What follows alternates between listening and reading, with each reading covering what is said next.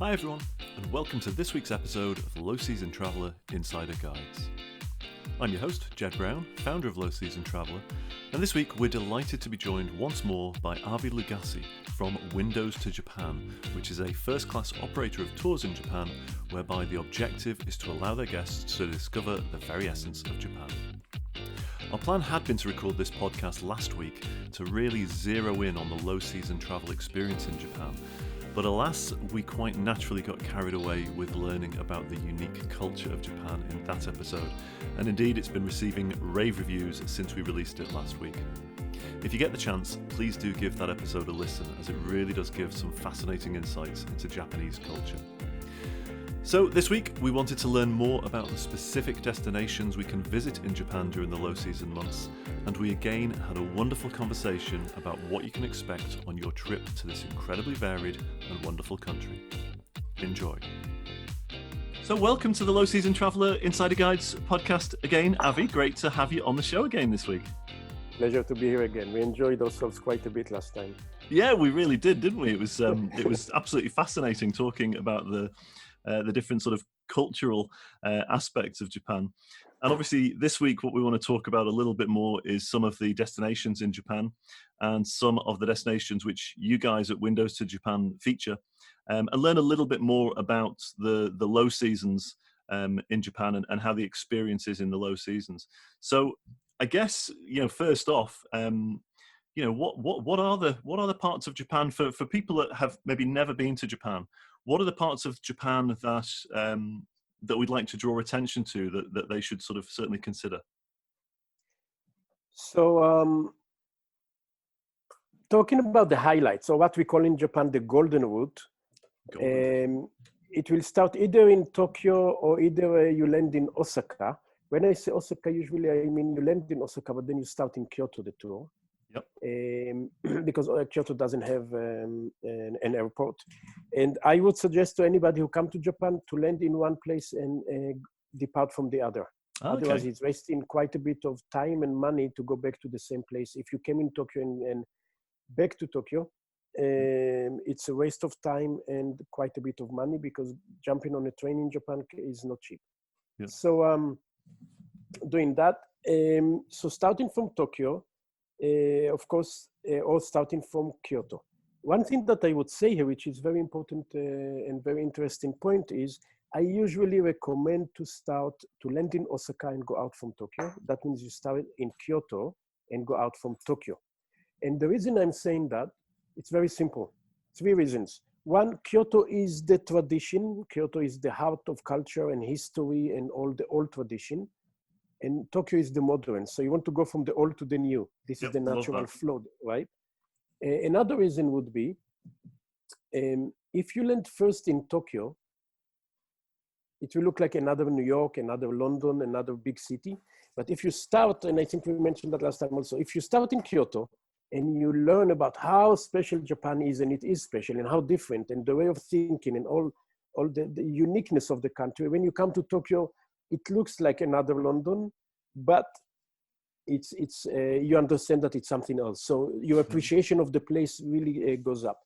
And the third reason would be that in the beginning of a tour, you have more energy and willingness and openness to listen and to learn, and to have all the hardcore of history and culture and all that. And when you come to towards the end of the tour, you need something more casual, because you already traveled for 1-2 weeks.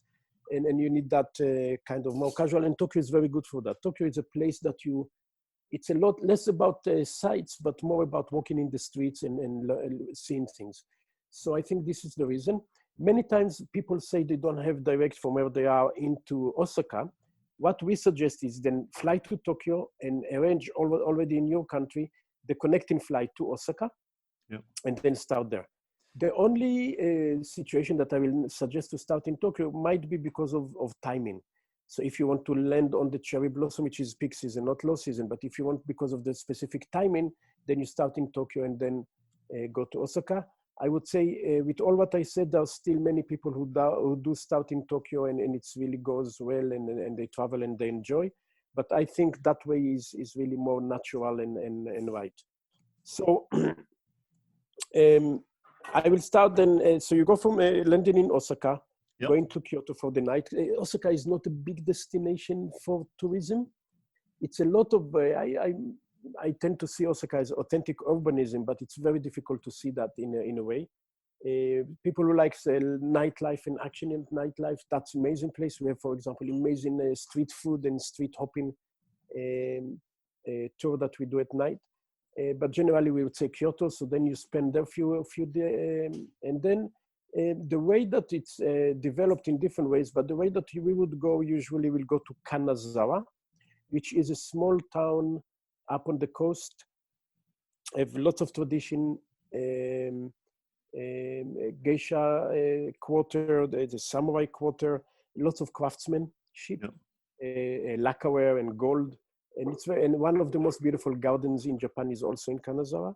And from there you could go actually cross Japan through the mountains, through the Japanese Alps, into a village called Shirakawa-go.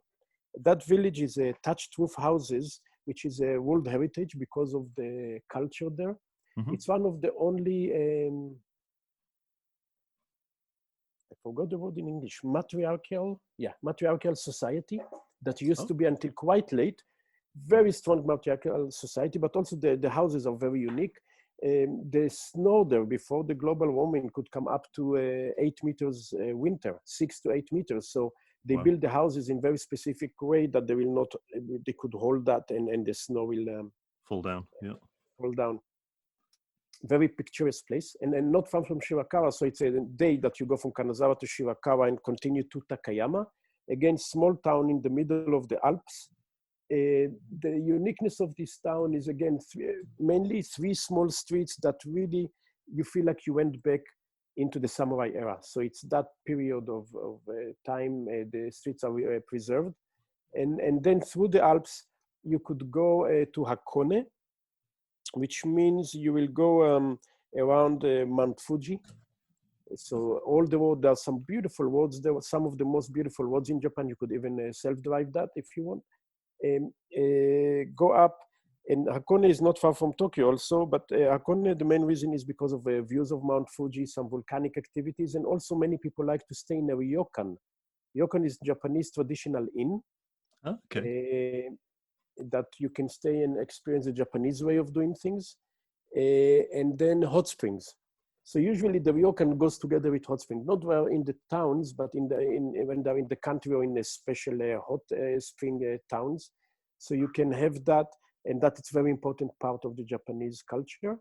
And then you finish in Tokyo, as I mentioned, this kind of I just now drew what we call the golden route. Yep. You could add to that Hiroshima, which would be closer from Osaka or Kyoto. So you jump on a train, you can stay overnight or just go and come back. It's 1.5 hours on the bullet train, which is quite convenient. So visiting Hiroshima, many people want to see that because of the historical aspects of it. Sure. But also the small island near Hiroshima called Miyajima, which is very interesting to see. So this is more or less the golden route. So this is the solid classic. How long does it take to do the golden route, or how long do people typically take to do it? I would say minimum 10 days without 10 Hiroshima. 10 days. That will be the minimum. If you go to 7 days, you really come very tight to Tokyo, Hakone, Kyoto, maybe. So this is the bare minimum. So 10 days, 2 weeks will make it much nicer. And then there are all kinds of side route from there that you could do. And of course, we can expand. Usually we like to include some off the beaten spots. So you have the solid highlights, but then some off the beaten. And again, it really depends on people, you know. Some people say, I don't mind to go to India and not see the Taj Mahal. Then it tells us that maybe they don't have to be into all the classics in Japan either. Mm. It's interesting, actually. We always say with low season travelers generally, the mindset tends to be, if the world turns left, low season travelers will turn right. So if everybody's going to, when you were saying Mount Fuji, I was just thinking to myself, I can't imagine that low season travelers would want to go to Mount Fuji. I would imagine that Mount Fuji is the must do, everybody goes to Mount Fuji. And I was thinking, I would imagine low season travelers would probably want to find somewhere else that's equally beautiful, but not as well known. You don't have to go to Mount Fuji itself. I mean, you see it from afar. I mean, some people ask us to climb Mount Fuji, and I say, "Are you sure you want that?" Because once when you go on the mountain, it's not, you don't see the beauty of it. This is one. But second, and you can go just in a very specific time. There is a season you could climb it, and you just walk like you would walk in the most busy street in London or New York. You just follow the crowds. This is what you do. Yeah. And you follow the crowds for hours and hours. It's like, I don't know if if you've been to marathon. I was very surprised. 5 years ago, I went Kyoto Marathon, and I was just running all the time in crowds because there were like 16,000 people running there. And so this is what you do. Yeah. You walk in the crowd. So it's not that exciting. It sounds romantic, but it's not. Yeah. It always interests me as well. I think, when we talk about, you raise a really great point. When people say that they want to go to, whatever the big landmark is. So I don't know if it's Sydney Opera House, you want to go to Sydney Opera House, or you want to go to Mount Fuji, wherever else. And I always think exactly the point that you just raised is, for me, the beauty is to look upon it. Actually, to be there, you don't actually get to appreciate the beauty of it. You can only appreciate the beauty from afar. And I always find it interesting because I'm always one who prefers to keep away from it just so I can view it. In Kyoto we have the Kinkakuji, which is the Golden Pavilion. It's one of the most iconic sites in Kyoto, and it's quite beautiful. It's very beautiful. But I tell people you need to be ready. I really make them, when I guide them, I want them to be ready. I said, you're going to see something really unique, but be ready to walk like penguins, because this is what it is. I mean, there are thousands of people and you walk like that, and you wait for you in line to take a picture. So some people say we can skip that. They see the picture and say, oh, it's nice, but we can skip. And some say we do want to see. So it really depends on the people. Yeah. It's true though. That's I think again the essence of low season travelers, and certainly from my own personal point of view, is wherever the crowds are, I want to get away from the crowds. There is a very good example. I don't remember if we talked about it last time, about the snow monkeys. No, but I've seen these on a David Attenborough program. So you see many times this beautiful picture of monkeys sitting in a hot spring. They warm themselves up, right? And they just don't show you when you turn the camera. So you see 3 monkeys in the hot spring, and then you turn the camera and you see 300 people taking pictures of them. No, really? And it's really something that you need to know, because the picture is very beautiful, and you really want. Many people say I must be there, but at the same time they say we don't like the crowd. So I say maybe you don't want to be there, because they don't show you the other side of it. And I've been there so many times. I've been there many years ago when you didn't see many people. But now, these days, you really see a few monkeys, and you see hundreds of people, literally hundreds of people standing there and taking pictures of them. It's so interesting. We've talked about this quite a bit recently on in tourism terms, because sometimes as a tourism industry, we've been guilty of, let's say, misleading the public on certain things. And it can be through creative photography. It can be all kinds of things. But it's like the classic picture of the pyramids in Giza. I don't know if you've been there, but they always take the picture of the pyramids and the Sphinx from exactly the same angle. And it looks like it's in the middle of nowhere. And of course, when you actually get there, you are right on the side of the city, and it's all there sprawled out. But on that one angle, it looks like they're just like in the middle of the desert. Yeah. Yeah. So same with the monkeys. You feel that you are there, you and the monkeys in nature, and it's not exactly the case. Yeah, that's fascinating to me, because, like I say, I've seen the videos of it, and I imagined, again, and I bet most people do. I just imagined that there's probably 2 or 3 people there having a look at these monkeys and everything else. But that's fascinating. Just on the subject of the hot springs. A colleague of mine was saying, you should really find out more about onsens in Japan. That's a big part of the sort of, the way of life and the traditions. And tell me about the onsens. I know nothing really about them apart from that they are the baths, right? So again, the onsens are the hot springs. Now Japan is very active in with volcanic. So basically every place you dig, Yeah.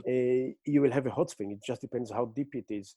And Yeah. one hotel in Kyoto recently sent me a message, and they were very happy because they said they dig down about 2.5 kilometers and they got hot spring in the middle of Kyoto.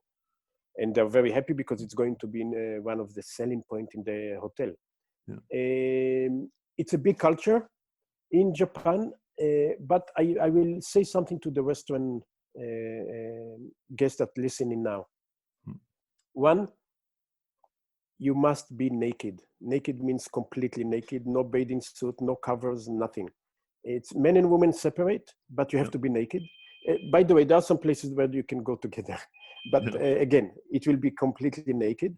You need to be ready for that. And I know that many Westerners wouldn't like to do that.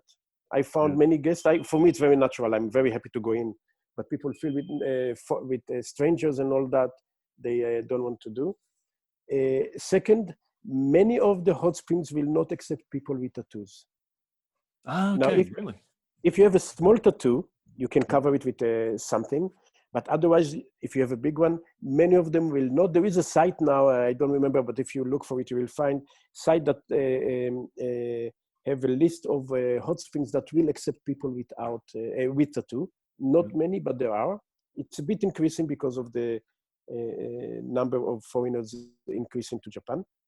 So it's important to know. Now you can have, if you go to ryokan, you can, if you're on a higher end, you can have a hot spring in your own room. Many times you have what we call rotenbo, which this is what I like very much, which is open one. It's not like enclosed. So you'll have it on your balcony, you will have it in the garden of the room, or you can have what we call kashigiri or family hot spring. So you go to a ryokan, and when you check in, you have a list there of time slots, and then you lock the time you want, and you go to the hot spring that it's just for you.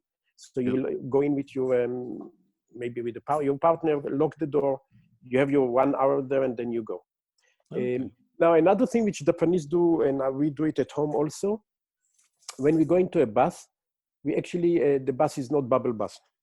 We wash in the shower, we clean ourselves very clean and then we go into the water, and it's just to relax. So there is no bubble bath, there is no movement there. Usually you go into hot spring to relax.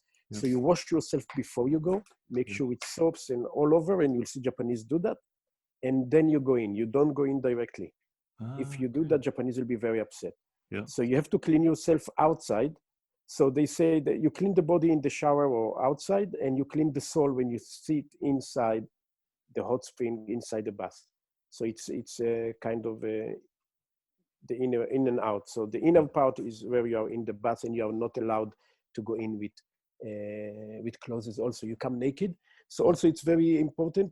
We are all the same. There is no high or low, and nobody's come there to check each other's body. It's just you go to purely be with nature, and the way to do that is to be completely naked, not covered, and not come as you came, and you meet nature in the most direct way. I love that. Be quite. I must admit, it would be quite. It'd probably be quite strange for, I think, for certain societies, probably the UK, Ireland, even America, I would imagine. The thoughts of stripping off completely naked in front of everybody, possibly they would find that challenging. But I guess this is all part of travel, isn't it? You've got to embrace, if you want to really understand the local culture, you've got to embrace it. You've got to jump in. Yeah, but so still there are other options to do the private way, as I explained. There is also something called Sento. Sento are the public bus in towns, and the neighborhood goes there, and this is the center. So they go again into bus. The difference between Sento and onsen, it's not hot spring, it's the city water. But again, you have all this bus, and you wash outside, and this is a very nice place to go as a traveler. And this is, I think, will fit the low season traveler quite a bit. Kyoto has still a lot of that because Kyoto is very traditional, because you go into where the neighborhood goes, where they go to take, but it's not that you don't have at home, but this is where you hear the small gossips. This is where you connect with the people in the neighborhood. This is where you decide things for the community, and so on and so on. So this is a kind of bonding place, like you would go to the pub in the UK. But think about a very local pub in a small village that everybody knows everybody. Same goes in the center. in town in Japan. So you can go there and really enjoy that experience. It's a very local one.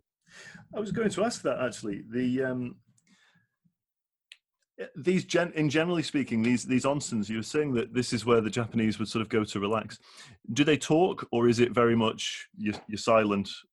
No, you can talk. You will see people talk, but they will not go, all over the place, and it will not be noisy. They will talk, unless you go to a ryokan when you have this public one, and people had dinner and they drank a lot, and they came as a group, and then they have fun, so they will be a bit noisy. But usually you're kind of relaxed and enjoying more quiet. It's not meditation. You don't have to be complete silent, but more on the quiet side usually.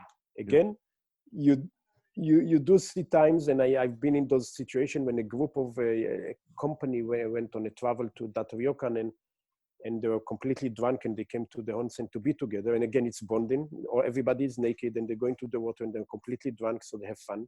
But usually it's quiet. And then they will be friendly with you also, because when Japanese get drunk, they're very friendly. Yeah. I love that. Yeah. It was interesting, actually. We did a podcast 4 or 5 weeks ago now on Iceland, and Iceland again. They have this, these kind of thermal pools and baths. And what they were saying there to us was this: in these kind of spa baths, they were saying that basically everybody is equal. And in Iceland, you could be sat in one of these thermal baths with the prime minister or whatever, and they were saying that everybody is equal. Once you're in the baths, it's complete. The society kind of changes. Anything that's from the outside is everybody's on the level. Is that a similar kind of thing in Japan? Yes. The same idea is there. So we are naked. We don't come with a fancy covers. So we are all there. So basically the idea is that. Of course, they will talk differently to each other, but yes, the idea is this. Okay, so where would we go next? So if we, I think that's great. A great introduction would be that 10 days kind of, the golden route. What about anybody that's a little bit more adventurous, wants to get a little bit more off the beaten track, so to speak? So there is lots of that in Japan. Quite a bit. We don't have a map to show, but I'll give you an example. If you look at the map of Japan and Kanazawa, I mentioned that before, the town after Osaka. So just above Kanazawa, right up north, there is a peninsula called Noto Peninsula. It's one of my favorite places in Japan. Noto Peninsula, for example, they decided not to bring in any Western brand, so you will not find McDonald's or Kentucky Fried Chicken, and all that doesn't exist there, even though you see it in all over Japan. Small fishermen villages, small hidden bays, beautiful coastline, craftsmanship, deep culture, beautiful places there. So this is one of my favorite escapes. We send many times. You can also drive and then just stop in villages and that, and meet people, and they're very, very friendly. Last time I've been there, the lady just said, wait a minute. And she went home and she said, look, I got these fruits coming down from the trees. So here she gave me a full hand of that. Oh, and she bless said, her. You'll drive. Yeah.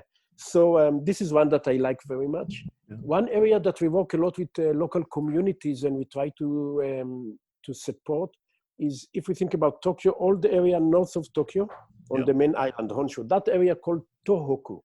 From one point, it's Tohoku. So north of Tokyo, I want to remind you that one area in that was affected, or some areas were affected very hard in 2011 with the tsunami and the nuclear incident. Yes.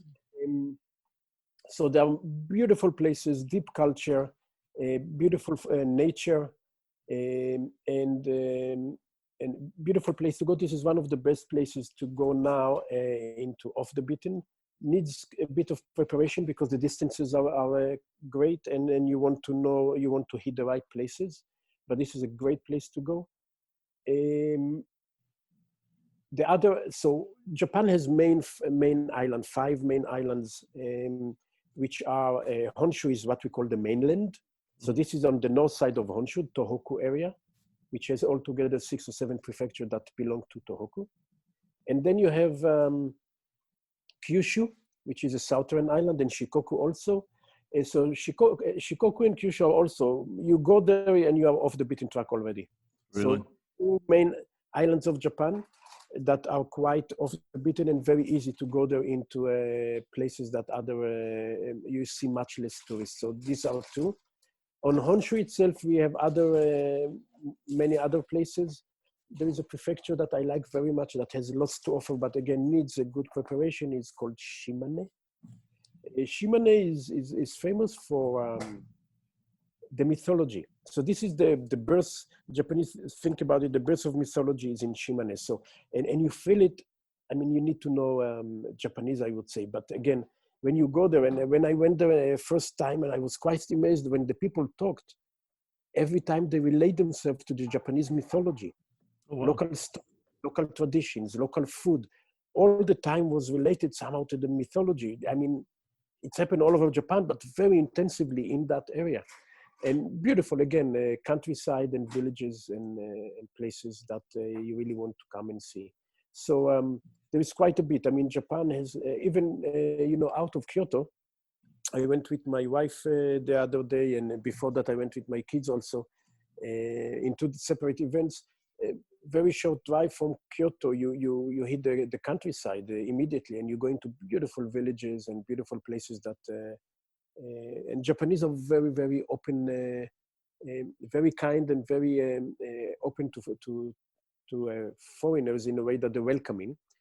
Japan is very safe, and even if they don't speak much English, they will be very friendly in welcoming. They feel also kind of personal responsibility for you to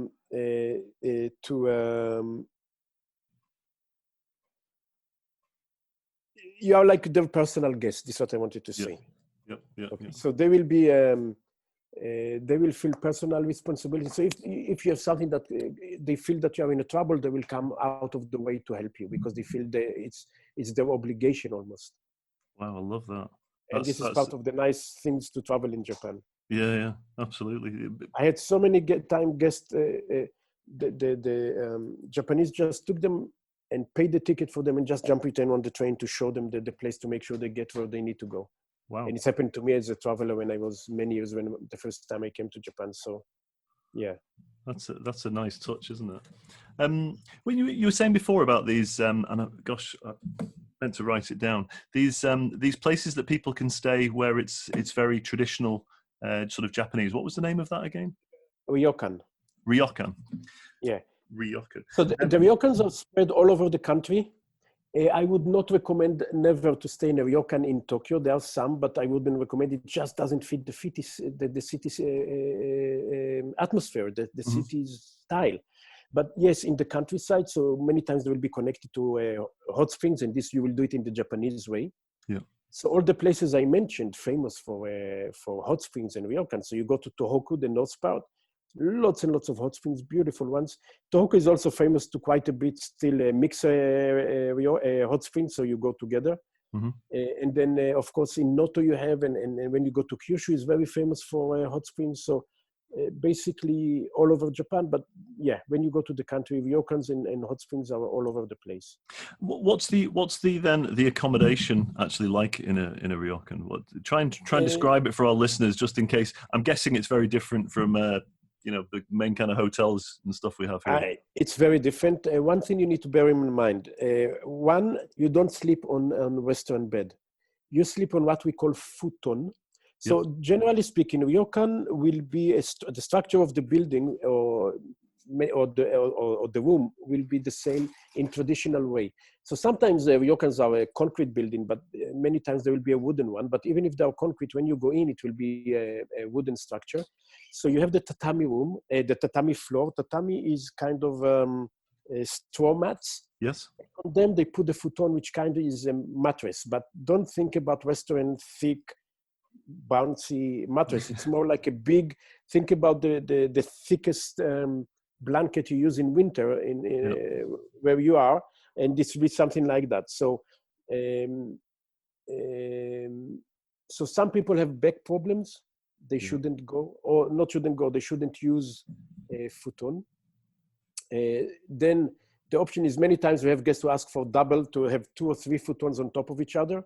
But now we have more and more ryokans that you can stay on. They have some rooms with beds. And many times the way they do the beds is kind of low bed, which is still it's very comfortable and still keep kind of the feeling of Japanese place. So this is one thing to remember. It's very important that usually ryokan you sleep on the floor. Another one is that ryokan dinner also included. So it's breakfast and dinner. Oh, okay. And dinner is it's almost compulsory. And it's very Japanese. Usually, again, depends on the level. It will be kaiseki, which is a multi-course, amazing dinner. It can be hardcore for some people. So if you have food limitation, you have to check that you go to a ryokan that can accommodate. Some ryokan cannot accommodate some food limitations.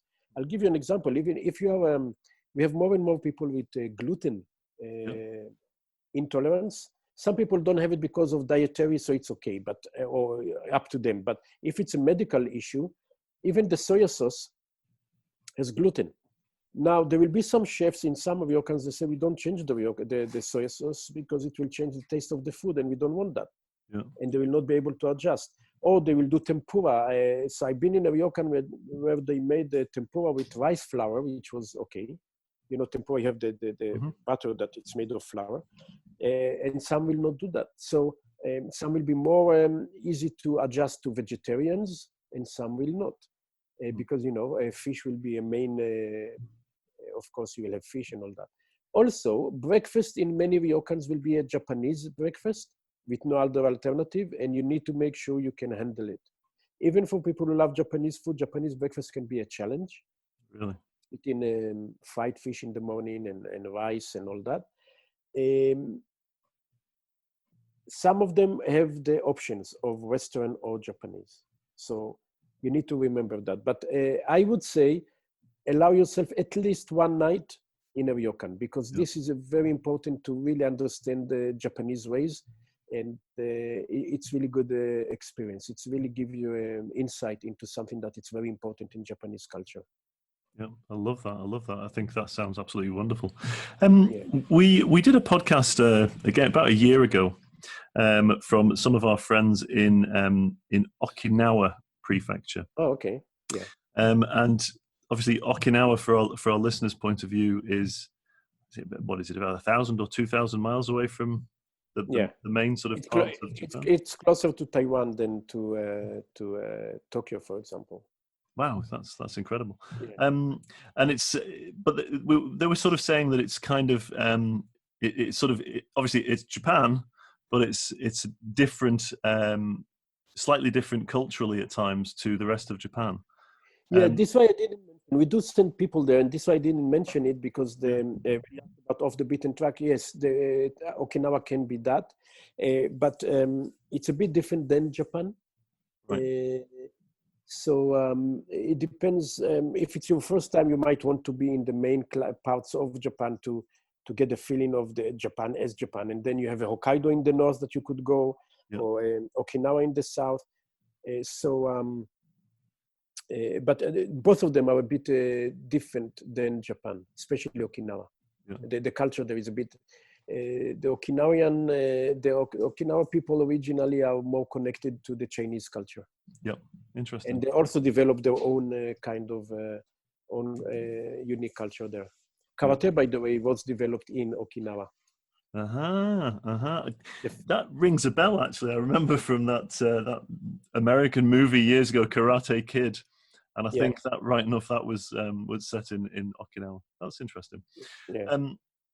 So in terms of the best time of the year for low season travelers to travel to Japan, when do you recommend that that people travel to Japan for the low seasons?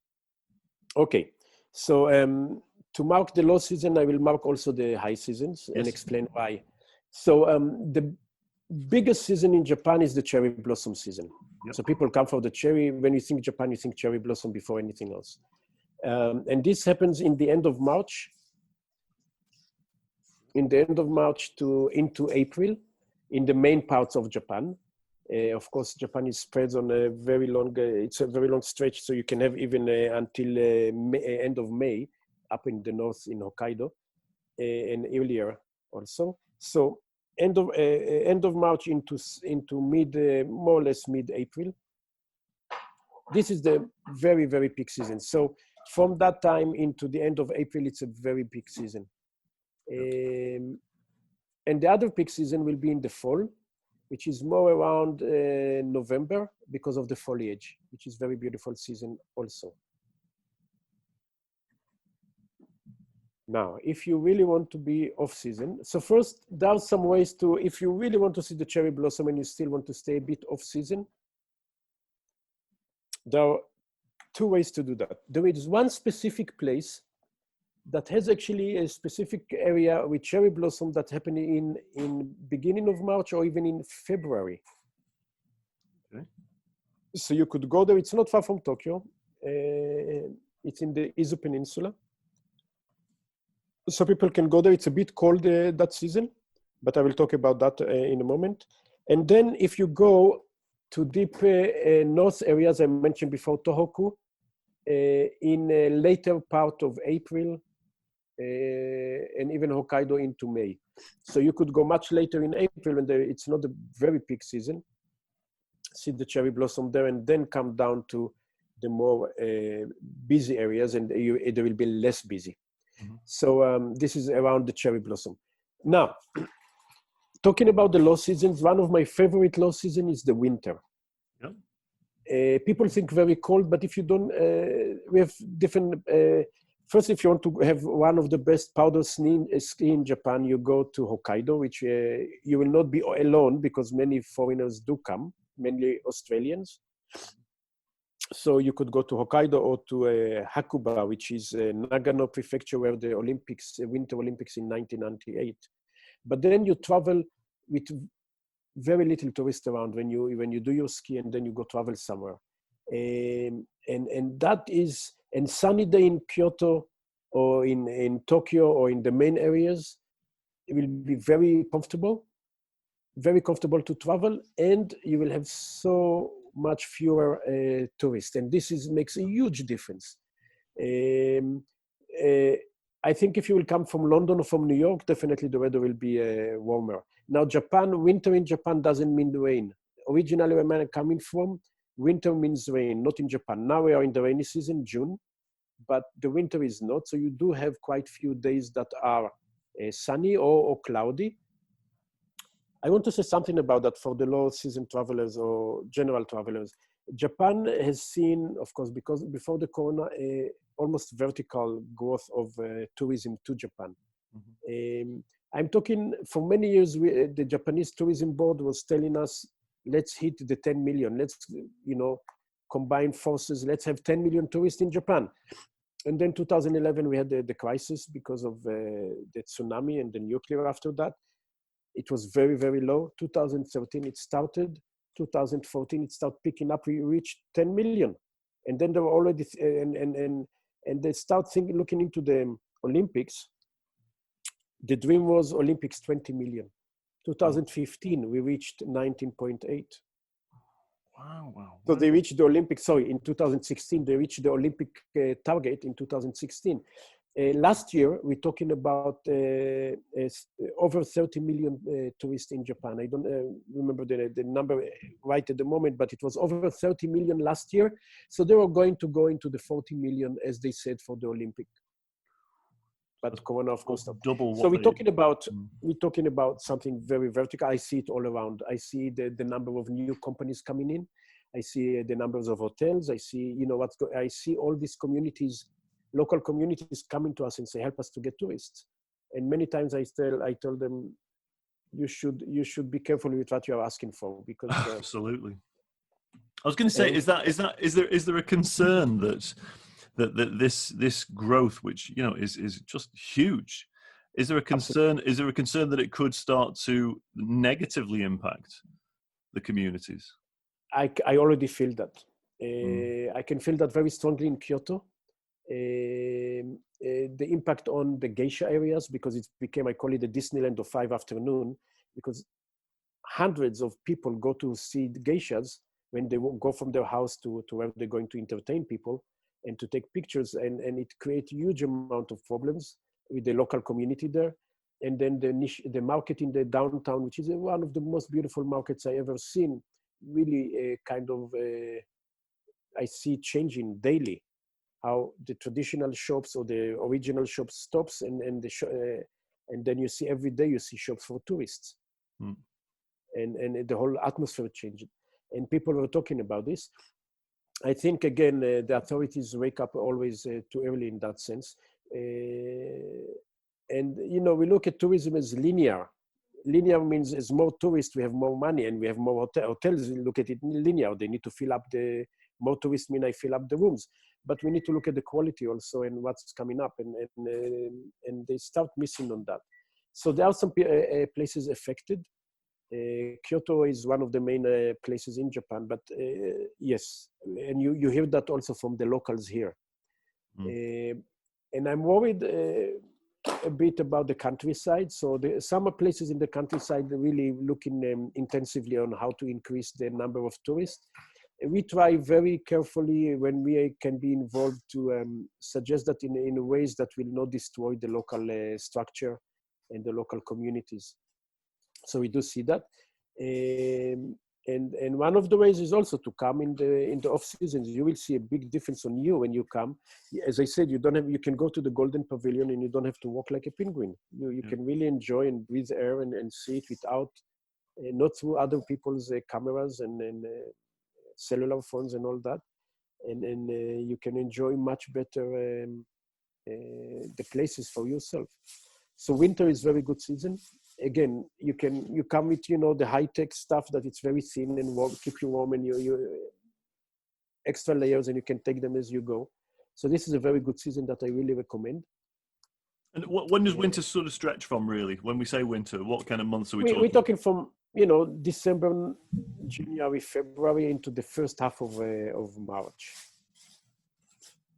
December can be a peak season, by the way, sorry. A peak season would be the New Year, but it's a mainly peak season at the moment, a mainly peak season for local tourism, domestic tourism, because it's a big holiday here.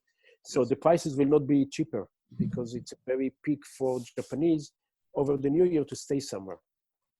And there is a holiday there. Yeah. Another season could be the summer. Now, summer is hot and humid, so you need to be aware of that. Some people are very sensitive to that, so you should be aware that it's also humid and it's a bit can be challenging. The huge advantage of summer is the festivals. The summer is the festival season for Japan. Japan in general have over 50,000 festivals a year. Wow. And summer is a big festival. And if you come as a low season traveler, and as you mentioned, low season travelers are the characteristic is they would like to go off the beaten, then choose a good festival. Because out there in the country, you can be almost alone with the local community that celebrate actually the core of their collective memory. And you can really touch that and enjoy that. And what happens in festivals, and I mentioned before about Japanese, they get drunk. And the Japanese way of getting drunk is getting closer to their gods. I will not go into all of it, but getting closer to nature, getting closer to their gods, and the way that you release also the barriers between you and gods, but also between you and the people. Yep. And this is where they become very friendly. And I see many times, in our cultures, many times alcohol related to violence, but not in Japan. It's related to openness. So you drink and you get open. So we get friendly with each other and we are open to meet each other on a different level. So you can enjoy really good time all over Japan, but in festivals, it's happened all the time. You go to a festival, you see that they have lots of stalls, street stalls, and the games they have in them are all kind of gambling. You hit something and you get a present. You try to catch a fish or balls or something, and all the balls with a paper frame. So the paper starts melting because it's getting wet in the water. So you as many balls as you can get. So it's kind of all playful and all that to all this atmosphere of everybody getting together and having fun. And this is amazing experience to have. And summer is a very good time for that. Yeah. And many of our guests, they have the summer as the children holiday, and So we have people coming. You will have to adjust. You have to be careful. You have to drink well. You travel, you know, the main time of the day, maybe if it's a very hot day, if it's a sunny day, then you might want to choose maybe visiting museums or indoor experiences, and keep the outdoor experiences to the, you know, the early time and the late time of the day, and so on and so on. There are ways around it, and you can enjoy that. But definitely, or, you know, you can also go into the mountain areas.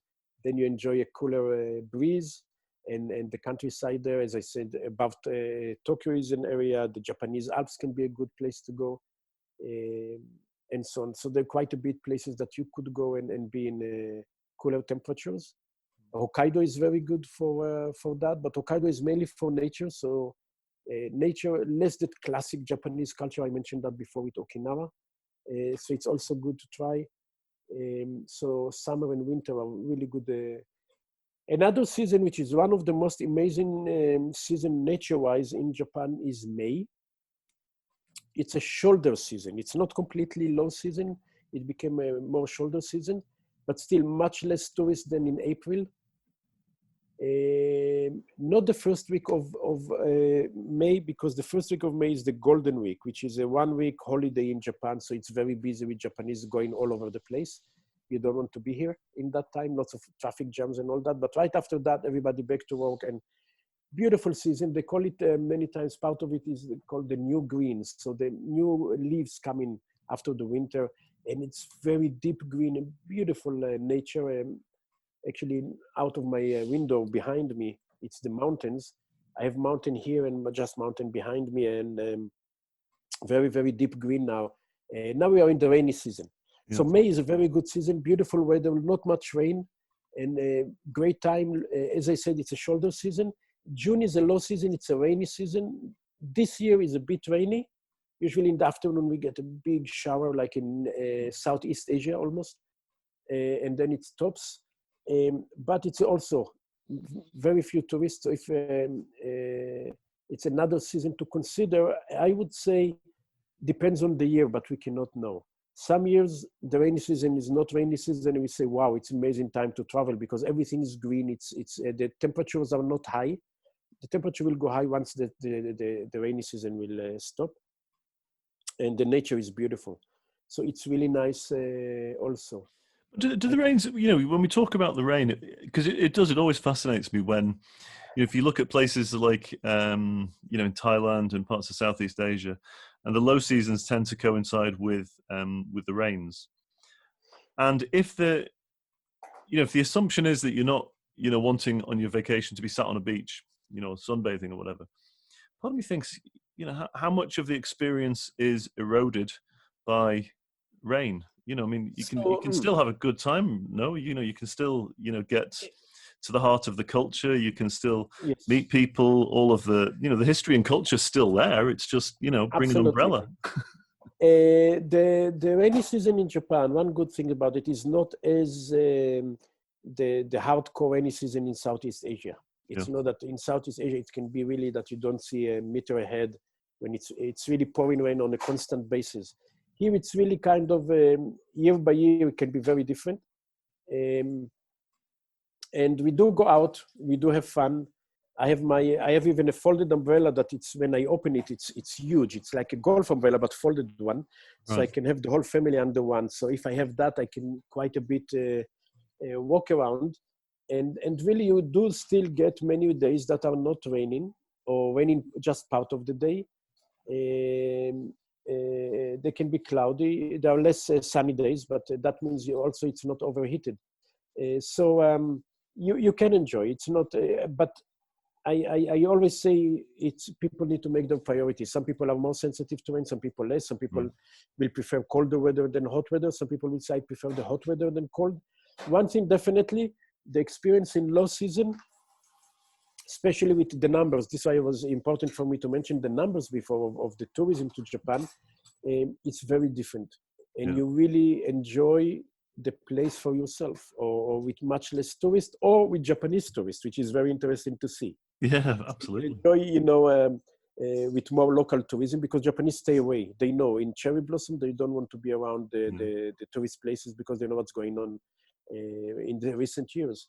I remember years that I could go to see cherry blossom and I would see many, many Japanese. And this, in the last few years, I see less Japanese because they will go to places that the tourists will not go. And if you come in a low season, you will see Japanese. And if you're talking about festivals, you'll see the Japanese there celebrating. And this is amazing. And I see many Japanese now traveling because of the corona, but the rainy season for them, they will go and travel. I think it's fascinating as well. I'm so glad that you talked about the festivals, because whenever I've traveled in the past to different countries, more by accident than by design, I found out that there's a local festival on down the road. So last time I was in the Basque country in Bilbao, there was a festival going on in a neighboring town of Bilbao, and I went along to it, and I learned so much about the traditions. It was utterly fascinating, and of course I'm surrounded by local people, and you got a sense of the local pride, and it felt like I was part of that little Basque community for that particular day. And I think it's a wonderful to get involved with these festivals when you do travel. And I think that, again, it just seems that most of those festivals around the world tend to be during the low seasons as well, which is great for our travelers. Absolutely, I definitely agree with you. And in Japan, it's even you multiply that, because it's not just you want to come in; they want you to come in. Yeah. They will invite you. I mean, they really appreciate Japanese. Really, before more, and they're less used to that, but they're really amazed by foreigners who are interested in their culture, and they're flattered by that. They really appreciate that people want to know about their culture, so they will do. Again, they will go out of the way to feel you, to make you feel wanted or comfortable in that environment. So they will invite you, and many times somebody will come to you with broken English, or maybe somebody else, they will be with good English, but they will come and explain you what's going on, and, and they will make you in. And when it comes to the festivals around, when Japanese go and drink, sometimes they put tables out and they drink, and they will want you to drink with them. And if you hold some beer in your hand, they will invite you, and they will give you theirs, or they will introduce you to the local spirits. We call them shochu, which is not famous as sake, and sake is famous, but shochu. So they will invite you to try that, and or they will try. They say, "Come and try this food. This is our local food." They will be very proud to show it, and they will want you to be part of it. So it's really fascinating. And if you choose the right one, you can see amazing things, because they can be very interesting festivals. Yeah, that's really. I really want to just go over there now.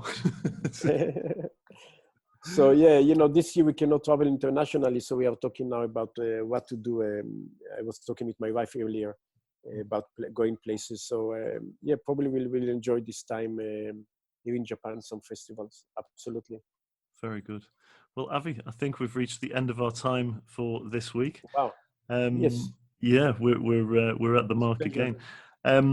Thank you so much for again sharing your insights with us this week, and giving us a little bit of a glimpse of a little bit more of what Japan can offer. And obviously, this is what you've been doing for quite some time now. And I guess we could sort of say to everybody out there, windows to Japan. This is. I think Japan is one of those destinations that you really do need to know what you're doing and have the right experts when you're planning a trip to Japan. And I guess that's where you come to your own, right, Avi? Yeah, I will say, I told you last time, and even when people travel with us, in the beginning, there were some people who said, we don't need a guide, we'll do it ourselves. And we saw the very different, even though we planned the tour for them, we saw the huge feedback we got, the difference between feedback when you have a good guide or you don't have a guide at all, or you don't have to have guide every day, but when they had at least 1 or 2 days of guiding, so they could understand, because Japan is not easy to understand. I told you, it's a country behind veils, behind screens. It's not an easy thing. Even when we talk with each other in Japan, the way we talk, it's not open in the usual way. So it's not easy to understand the culture. And it's a very different one. So you need that eye opener and the tools to be able to see that. So it's good to have that. Absolutely. Very good. Well, we'd advise everybody out there everybody listening to visit windowstojapan.com. That's correct, isn't it, Avi? Yeah. Making sure I get the website right. But you. please do visit the website. And obviously, if you are considering a trip to Japan during the low seasons, then obviously reach out to Avi and the team at Windows to Japan, and they'll show you how to get the most out of your trip to Japan. I will just say that we chose, we work only with partners. We don't work directly with guests. So they can come to you and you will work together on that. Or we can direct them to somebody in their area that we trust and we work with to work together. For different reasons, especially because we do something very, we create a very specific, not specific, but very unique experiences and very, I call them the handcrafted experience to each guest. We want to talk with people who we speak the language, the professional language with. Yeah, I think it's probably our partners at Designer Travel here in the UK who would be able to book those experiences. But again, what I'll do is I'll find out where it's best for people to go to here in the UK and also in the US as well. And I'll post links up on the post when we release. But definitely they can contact us directly, and we will explain them, and we can find the right way for each one personally to Perfect. Excellent. Avi, thank you so much. Hope you have a lovely weekend. Obviously, we're coming into low season now in Japan, so I hope you enjoy the quiet times there. Although I know personally you're very busy, you and the team. But thank you so much again for sharing your insights with us. It's been pleasure. Absolutely amazing. Thank you. Enjoy the day. So there you have it. Huge thanks again to Avi from Windows to Japan, and please do visit the windowstojapan.com website to learn all about the culturally rich low season tours which Avi and his team provide.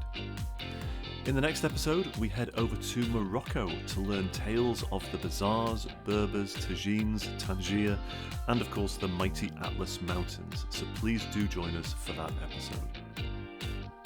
If you haven't already done so, please do like and follow the Low Season Traveller pages on Facebook, Instagram, LinkedIn and Twitter to see all of our new Japanese content, and also for your opportunity to win an incredible 5-star luxury stay in Japan. Finally this week, we launched Low Season Traveller TV and went live on Facebook to South Africa during their low season. Find out how we got on by following our Low Season Traveller page on Facebook, and join us next week as we go live to Botswana. Should be a great episode. So that's our podcast for today. Thanks always for your company. Have a great week. Stay healthy, stay safe. Keep your travel dreams alive, and don't forget to share this podcast with your friends, family, and social networks. And finally, remember that now, more than ever, travel is better without the crowds.